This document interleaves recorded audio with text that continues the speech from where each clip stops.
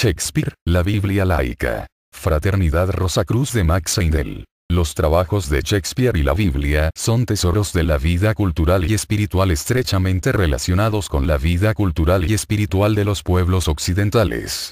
Ambos sobresalen entre las fuerzas que han construido las características más finas y más duraderas de nuestra actual civilización, incorporando todos los grandes principios fundamentales que subyacen en el propio corazón de la vida, se han entretejido en las fibras de nuestro pensamiento y aspiración. Incontables expresiones se han dado mediante estos principios en el arte y literatura que han sido inspiradas directamente, de una parte por las Sagradas Escrituras por un lado y por la Biblia laica de Shakespeare. Parece haber una amplia justificación para mirar a Shakespeare como una Biblia laica cuando consideramos sus muchas correspondencias internas y externas con la Sagrada Biblia. Ambos son bestsellers. Ambos abarcan una colección de libros, las Sagradas Escrituras tienen 66 libros y Shakespeare tiene 37. Ambos tienen sus libros apócrifos, ambos tienen concordancias al catalogar cada palabra del texto. Ambos tienen sus apócrifos. Ambos tienen concordancias que catalogan cada palabra de los textos. Ambas han sido objeto de comentarios innumerables. Se han dedicado bibliotecas especializadas a su único estudio. En diccionarios de citas la Biblia y Shakespeare lideran la mayoría de trabajos. En el volumen de las citas Bartlett el Antiguo y Nuevo Testamento combinados toman 37 páginas, mientras que Shakespeare toma no menos de 122. Las frases de estas obras maestras han sugerido a incontables autores de libros y artículos. La sola frase del soliloquio de Macbeth mañana ha servido de título para tanto así como 11 libros. Muchas frases y citas bíblicas se han entretejido en los textos de Shakespeare. Según un inventario de Shakespeare sobre el tema, Shakespeare citó no menos de 42 libros de la Biblia y de los apócrifos. Shakespeare y la Biblia son fuentes inagotables de inspiración. Cada edad descubre en ellos lo que en su mayoría necesita.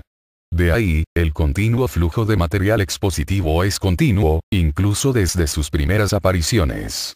La reinterpretación llega a ser necesaria en la medida que las condiciones cambian, el conocimiento se ensancha y la experiencia profundiza. Pero a pesar de los cambios, la Biblia y Shakespeare viven.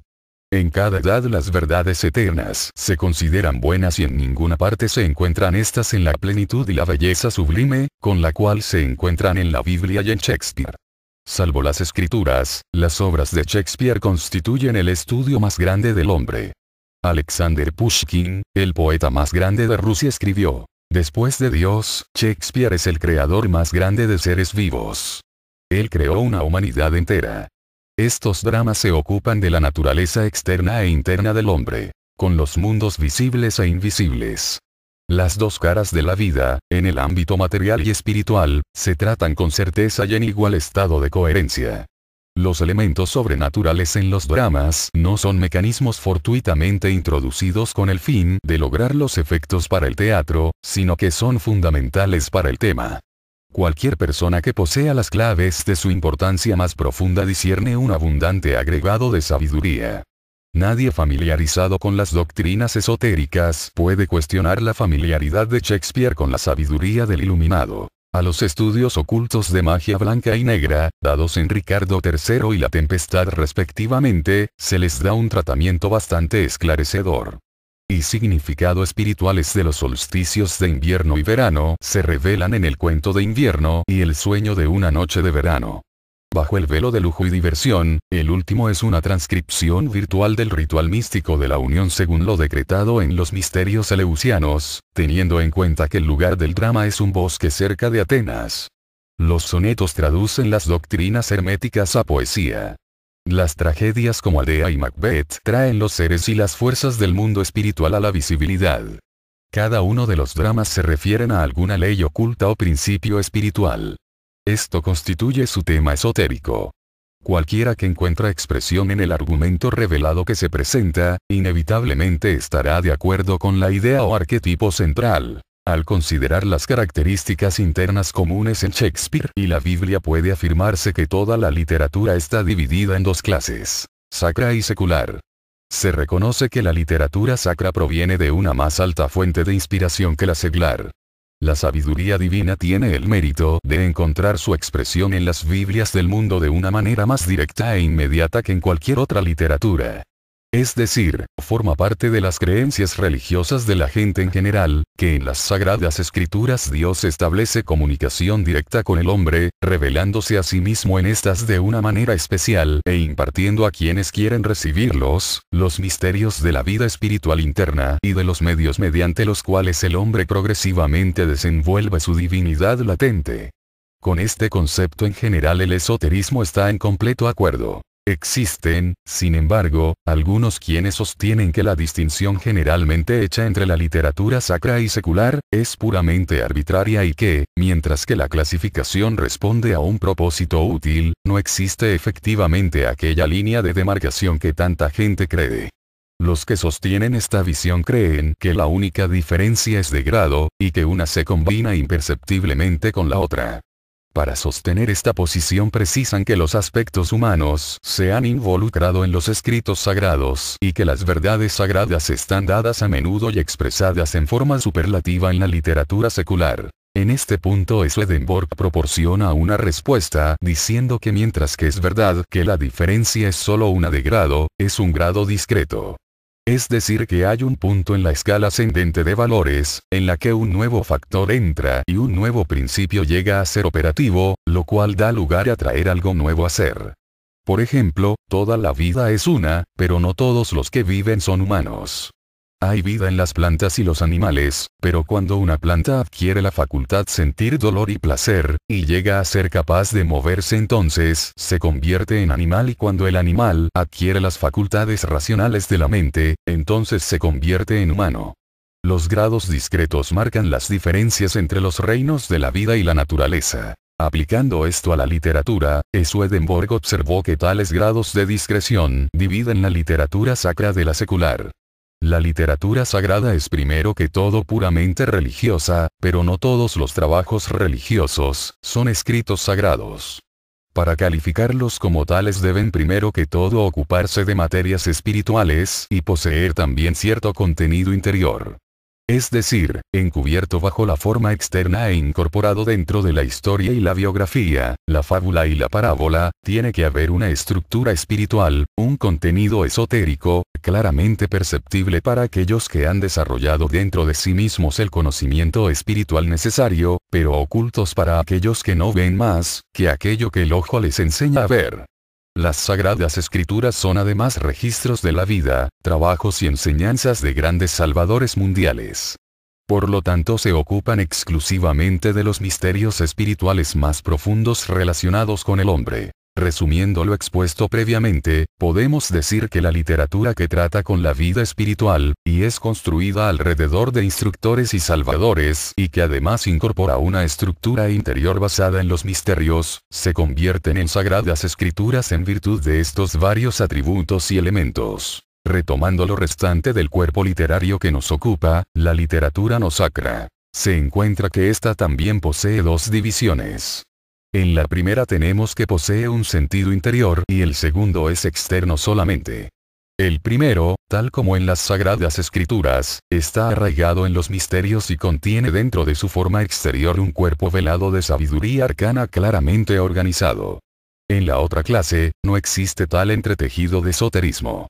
Para el exoterista, por consiguiente no existe tal distinción, por la simple razón de que lo que nosotros llamamos gnosis divina o doctrina secreta, no ha sido reconocida.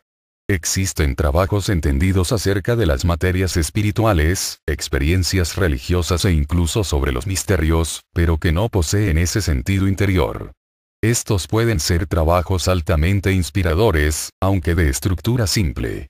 Por otro lado, tenemos trabajos como los dramas de Shakespeare que el mundo no considera espiritual, pero que en virtud de su estructura doble envuelve un compendio de sabiduría iniciática comparable solamente a lo que informan las Sagradas Escrituras, y de ahí el concepto de Biblia laica. En cuanto al verdadero autor de los trabajos que llevan el nombre de Shakespeare, uno debe ver detrás del velo que ocultan los guardianes de los misterios.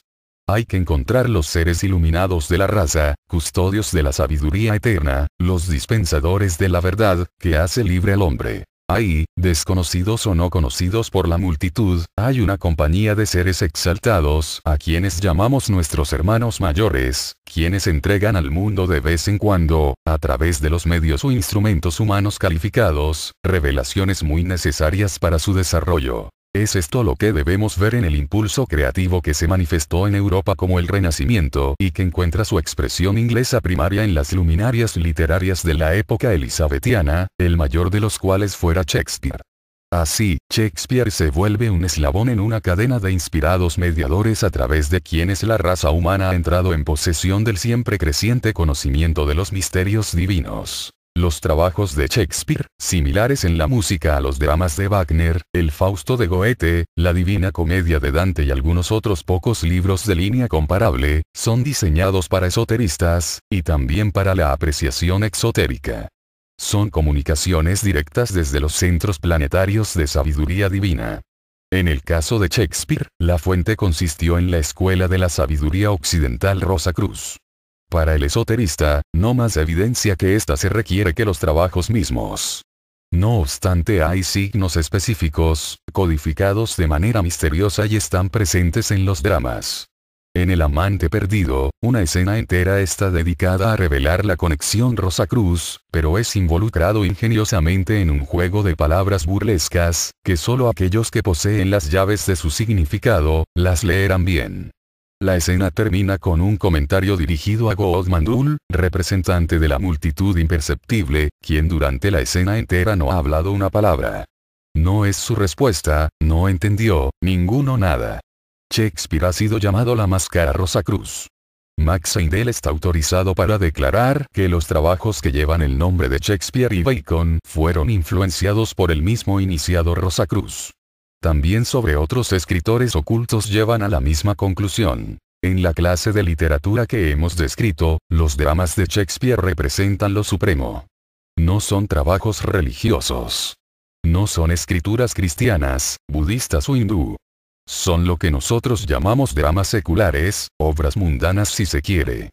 Pero trascendental es su belleza y luminoso su contenido interior, que han sostenido millones de cautivos durante su actuación ininterrumpida en los tablados del mundo, desde su aparición inicial, hace 350 años.